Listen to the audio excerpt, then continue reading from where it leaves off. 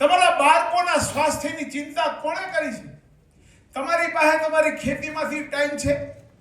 તમારા કામ ધંધામાંથી તમારા બાળકોને તમે કોઈ દી ચેક કરાવવા લઈ ગયા દવાખાને?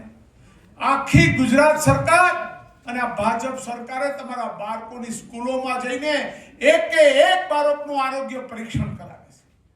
એમાંથી કેટલાય છોકરા, હું તમને છાછર ગામનો એક દાખલો આપું. એ છોકરાને એકને હૃદયનો વાલ ત્યારે બંધ હતો. એ છોકરાને ભાજપની ગુજરાત સરકારે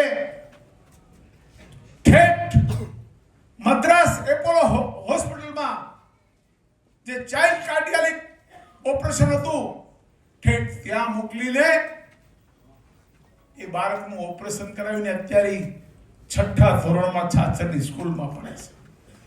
મિત્રો, આવા તો અનેક દાખલાઓ છે, અનેક દાખલા. ભાજપની લહેર ગામ શહેર મારે